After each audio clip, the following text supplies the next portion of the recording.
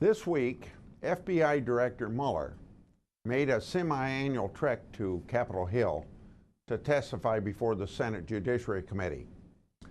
This gives us opportunities to ask all sorts of questions.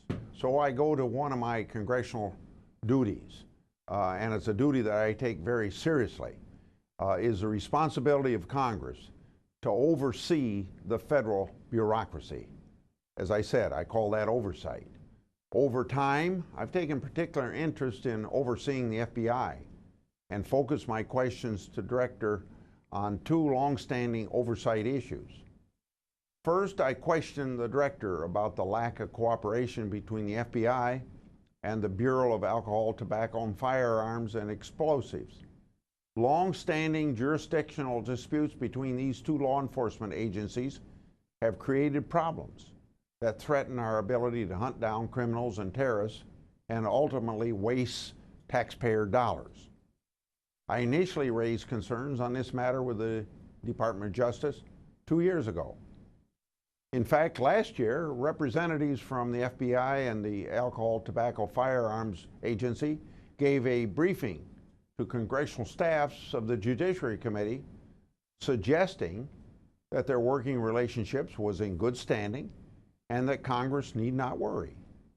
Yet just this week, the very day that I went before the committee and the FBI director, the Associated Press reported that the internal watchdog at the Justice Department, meaning the Inspector General, found that the turf battles between FBI and ATF still exist.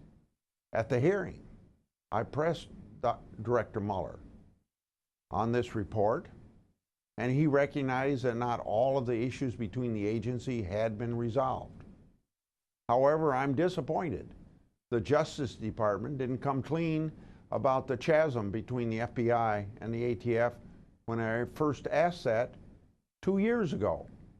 Had the Justice Department done so, it might have saved the taxpayers the money for yet another Inspector General report and could have helped get these agencies back on track cooperating together. The second issue that I raised with Director Mueller is a long-standing cultural problem related to internal whistleblowers.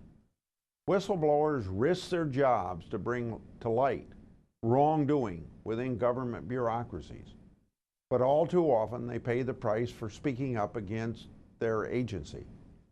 I've long supported whistleblowers and believe that we in Congress need to do all we can to ensure they are not retaliated against for bringing information forward.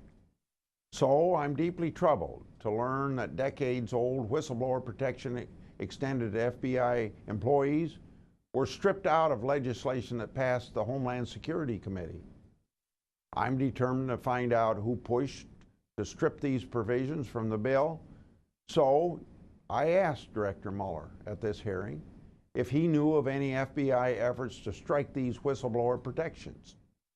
Unfortunately, I couldn't get a straight answer from the director.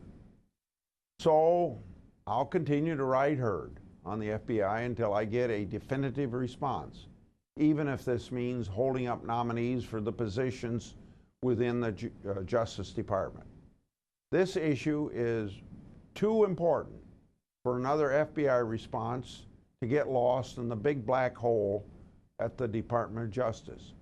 The American people deserve better from their government, the government that they finance.